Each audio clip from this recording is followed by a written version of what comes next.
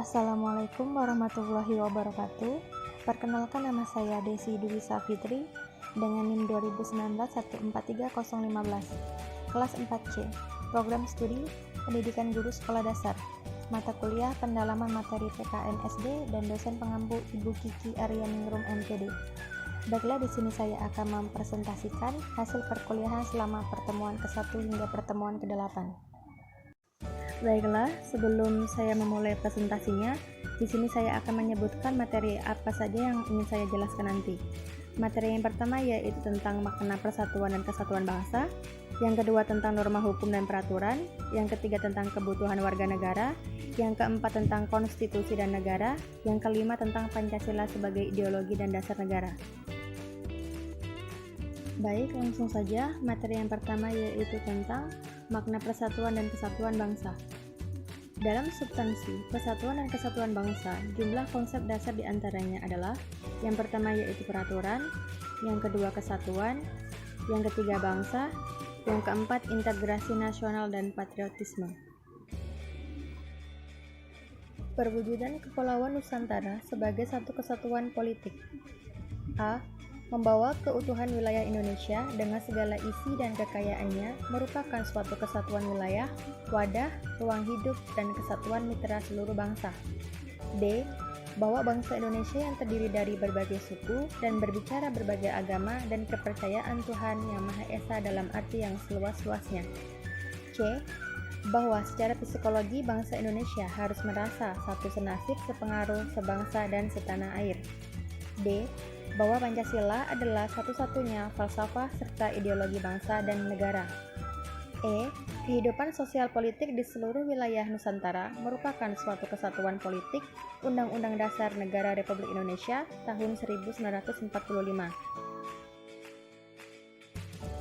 Selanjutnya, perwujudan Kepulauan Nusantara sebagai satu kesatuan ekonomi.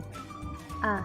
Bahwa kekayaan Nusantara baik potensial maupun efektif adalah modal dan milik bersama bangsa, keperluan bangsa sehari-hari di seluruh wilayah tanah air.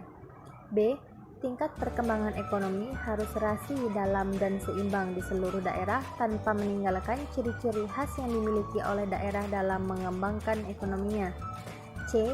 Kehidupan perekonomian seluruh wilayah Nusantara merupakan satu kesatuan ekonomi yang diselenggarakan sebagai usaha bersama. Selanjutnya, perwujudan Kepulauan Nusantara sebagai satu kesatuan sosial budaya. A. Bahwa masyarakat Indonesia satu berkehidupan bangsa harus merupakan kehidupan yang serasi dengan tingkat kehidupan masyarakat yang sama, merata, dan seimbang. B.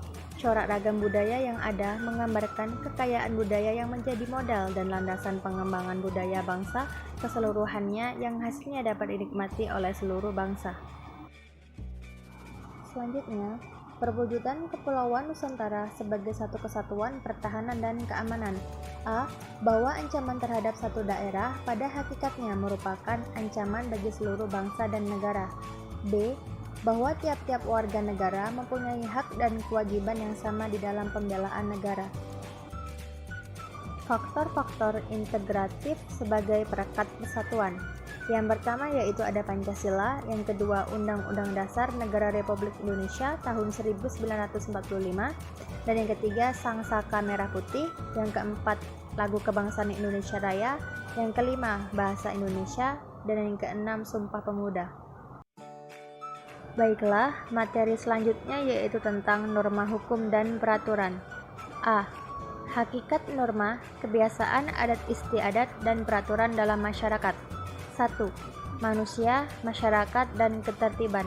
Dalam interaksi sosial, setiap individu bertindak sesuai dengan kedudukan, status sosial, dan peranan mereka masing-masing. Manusia dilahirkan dan hidup tidak terpisah satu sama lain, melainkan berkelompok. Ini merupakan kodrat manusia dalam memenuhi kebutuhannya. Dalam hidup berkelompok itu terjadi interaksi antar manusia. 2.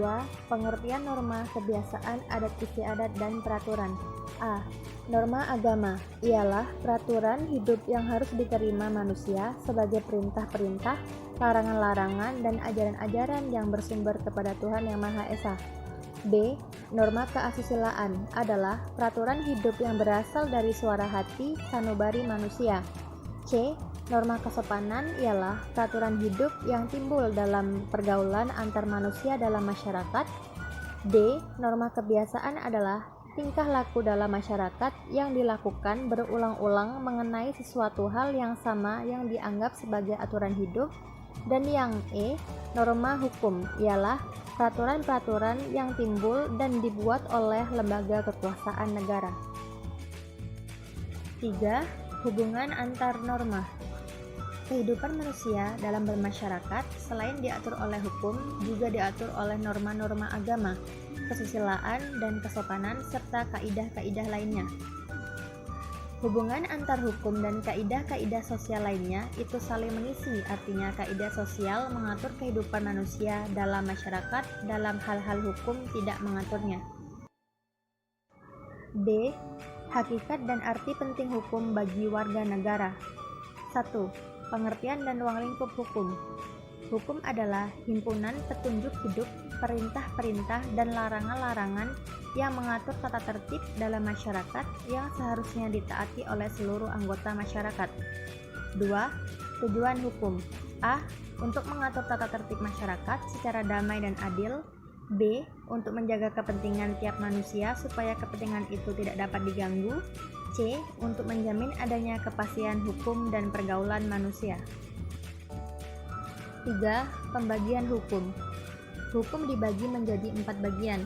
Yang pertama yaitu hukum tata negara, yang kedua hukum administrasi negara, yang ketiga hukum pidana, dan yang keempat yang terakhir adalah hukum internasional.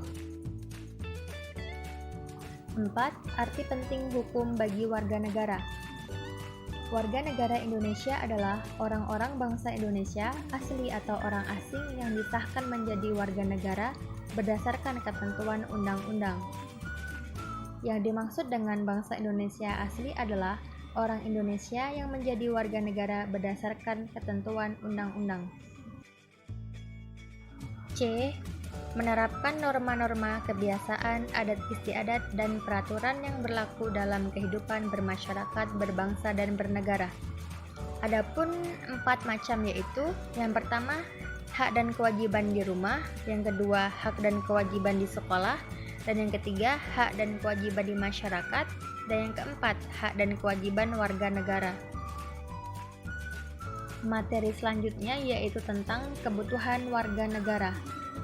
A. Sejarah gotong royong. Gotong royong merupakan suatu pengerahan tenaga tambahan di luar kalangan keluarga untuk mengisi kekurangan tenaga pada masa-masa sibuk dalam lingkaran aktivitas produksi bercocok tanam di sawah. Untuk keperluan itu, dengan adat sopan santun yang sudah tetap, seorang petani meminta beberapa orang lain sedesanya, misalnya untuk membantunya dalam mempersiapkan sawahnya untuk masa penanaman yang baru, memperbaiki saluran-saluran air dan pematang-pematang, dan mencangkul, membajak, menggaru, dan sebagainya.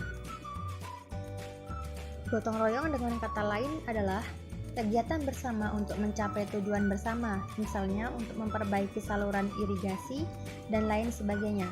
Adapun beberapa syarat dan alasan agar kegiatan gotong royong dapat dilaksanakan. Yang pertama, pekerjaan yang dilakukan harus menyangkut kepentingan seluruh atau sebagian besar warga masyarakat. Yang kedua, pekerjaan yang bersangkutan merupakan proyek desa setempat dan dibiayai oleh pemerintah pusat dan pemerintah daerah.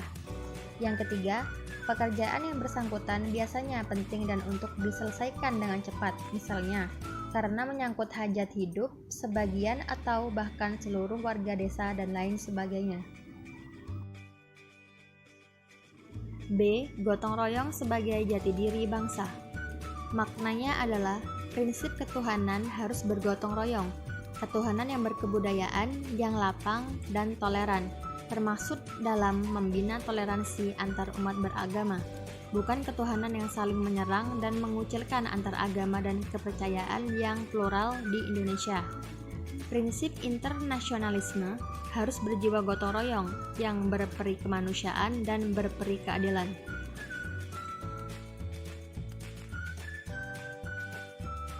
C. Kondisi masyarakat desa.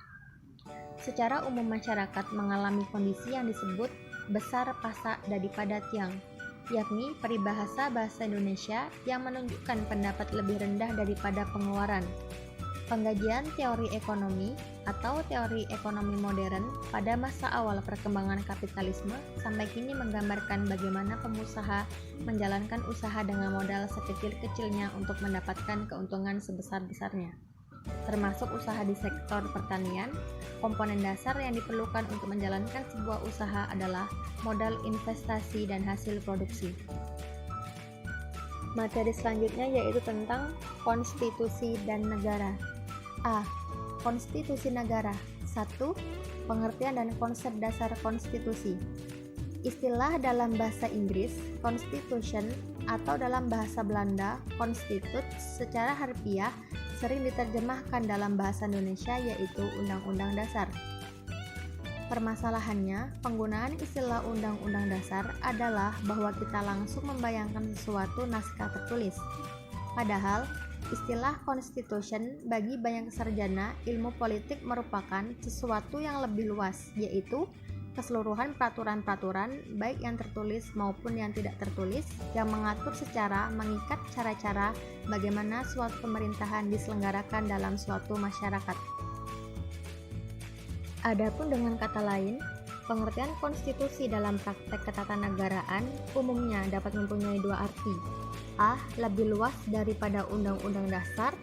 B. Sama dengan pengertian Undang-Undang Dasar, kata konstitusi dapat mempunyai arti lebih luas daripada pengertian Undang-Undang Dasar, karena pengertian Undang-Undang Dasar hanya meliputi naskah tertulis saja, dan di samping itu masih terdapat konstitusi yang tidak tertulis. Para penyusun Undang-Undang Dasar tahun 1945 menganut arti konstitusi lebih luas daripada Undang-Undang Dasar, sebab dalam penjelasan Undang-Undang Dasar tahun 1945 dikatakan, Undang-Undang Dasar suatu negara ialah hanya sebagai dasar hukumnya dasar negara itu. 2. Konstitusi-konstitusi yang pernah digunakan di Indonesia. Suatu undang-undang dasar jika tidak lagi mencerminkan politik atau tidak memenuhi harapan aspirasi rakyat dapat dibatalkan dan diganti dengan undang-undang dasar baru.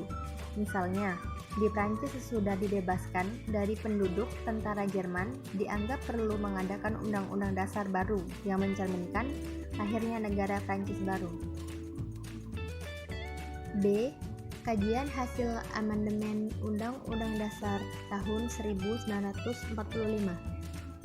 Meskipun tuntutan amandemen terhadap Undang-Undang Dasar tahun 1945 semakin menguat, akan tetapi MPR sebagai lembaga yang memiliki kewenangan untuk melakukan amandemen terhadap Undang-Undang Dasar tahun 1945 tidak gegabah dalam melaksanakannya demi menjaga kelangsungan hidup Negara Kesatuan Republik Indonesia.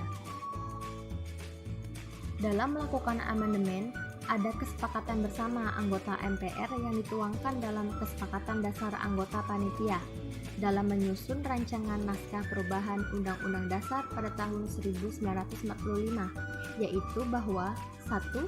Tidak mengubah pembukaan Undang-Undang Dasar tahun 1945, 2.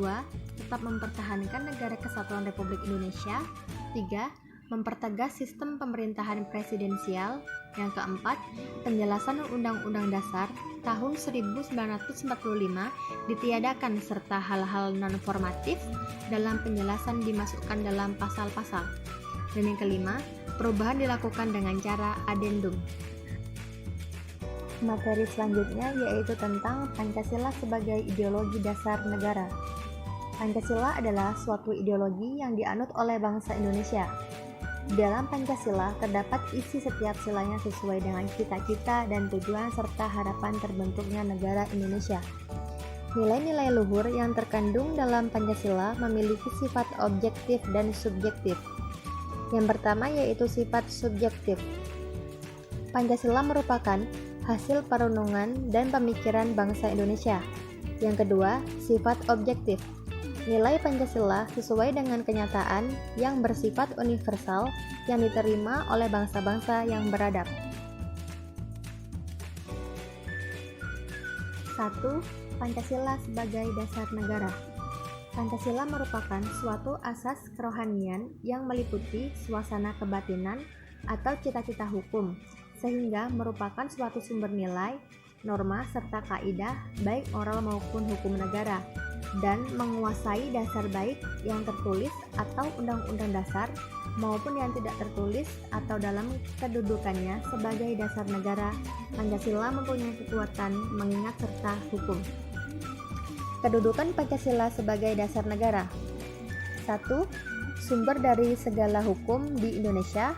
2. Meliputi suasana kebatinan dari Undang-Undang Dasar 1945. 3. Menciptakan cita-cita hukum bagi hukum dasar negara. Yang keempat, menjadi sumber semangat bagi Undang-Undang Dasar tahun 2. Pancasila sebagai ideologi bangsa dan negara. A. Pancasila sebagai ideologi bangsa adalah Pancasila sebagai cita-cita negara atau cita-cita yang menjadi basis bagi suatu teori atau sistem kenegaraan untuk seluruh rakyat dan bangsa Indonesia. B. Pancasila sebagai ideologi negara. Pengertian ideologi berasal dari bahasa Yunani yaitu inden yang berarti melihat atau idea yang berarti raut muka, perawakan, gagasan buah pikiran, dan katalogi yang berarti ajaran. Dengan demikian, ideologi adalah ajaran atau ilmu tentang gagasan dan buah pikiran. Adapun ciri-ciri ideologi dibagi menjadi dua. A. Derajat yang tertinggi sebagai nilai hidup kebangsaan dan kenegaraan. B. Mewujudkan suatu asas kerohanian, pandangan-pandangan hidup, pegangan hidup yang dipelihara diamalkan, dilestarikan kepada generasi berikutnya. Fungsi ideologi menurut pakar bidangnya dibagi menjadi 3 bagian. A. Sebagai sarana untuk memformulasikan dan mengisi kehidupan manusia secara individual. B. Sebagai jembatan pergeseran kendali kekuasaan dari generasi tua dengan generasi muda. C. Sebagai kekuatan yang mampu memberi semangat dan motivasi individu, masyarakat, dan bangsa untuk menjalani kehidupan dalam mencapai tujuan. Pancasila disebut sebagai ideologi juga dibagi menjadi 2. Yang pertama, sebagai ideologi terbuka, dan yang kedua sebagai ideologi tertutup. Baik, mungkin hanya itu saja presentasi yang dapat saya sampaikan. Lebih dan kurangnya saya mohon maaf. Saya akhiri. Wabillahi taufiq wal hidayah. Wassalamualaikum warahmatullahi wabarakatuh.